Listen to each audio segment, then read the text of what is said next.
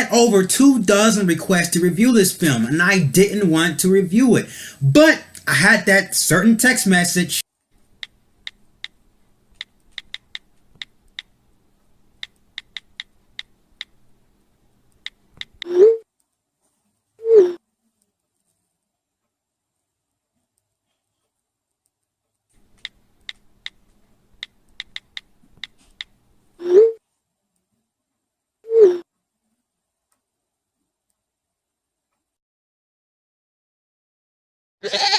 Anastasia Steele married Christian Grey, and her former boss, who is madly in love with Anastasia, decides to come out of hiding to haunt Anastasia.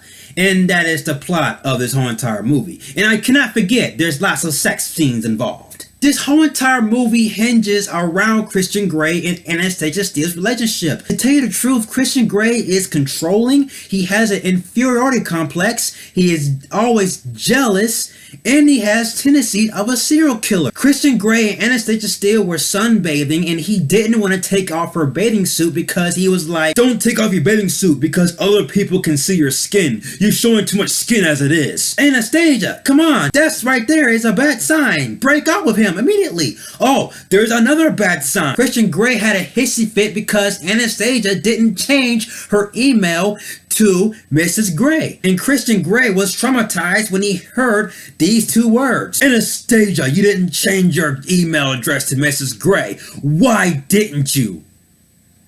It bounced.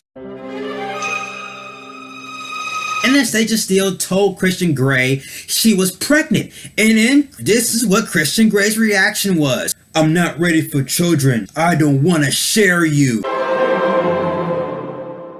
Oh really? I don't want to share you? Doesn't that have serial killer tendencies right there? So you're gonna be jealous that your daughter or son is gonna be with Anastasia? So you're gonna be jealous and have an inferiority complex because you think that your daughter or your son's gonna take Anastasia away from you? Well, I'm sorry, sir. That's called being a father or growing up. They both have relationship status of teenagers. Christian Grey doesn't really support Anastasia or what she does. He doesn't support her job. He doesn't support her decisions.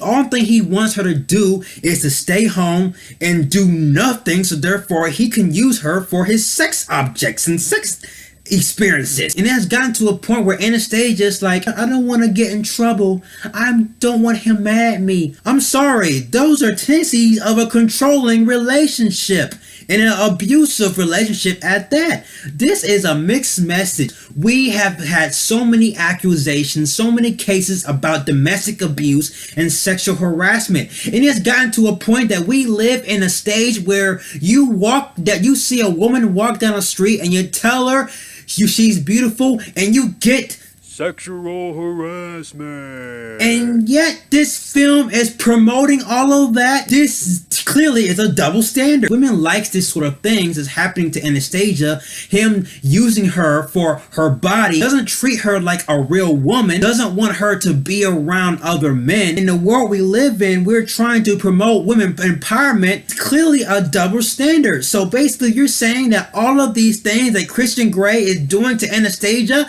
it is okay for men to do to you. And what is the point of this whole entire trilogy? The whole point of having a trilogy, you must have a character. A character from the beginning all the way to end. What you got is a trilogy, a 3-story arc revolving around the main character. And this 3-story arc is supposed to break down your character.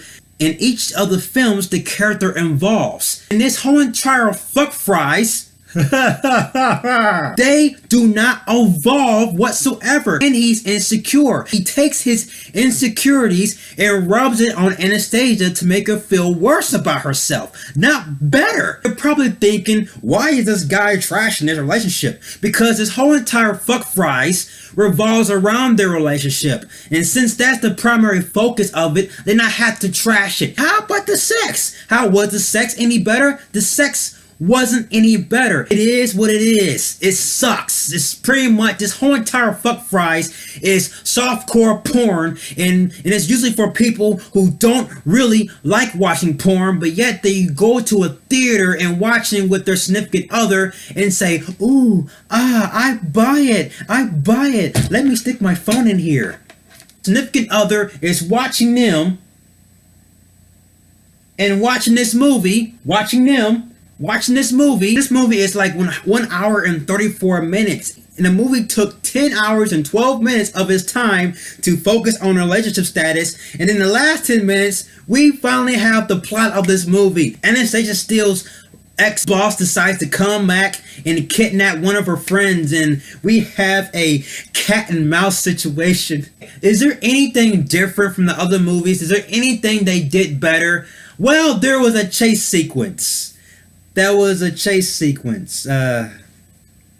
Finally over? Is it? It's over. It's over. I don't have to review these films no more.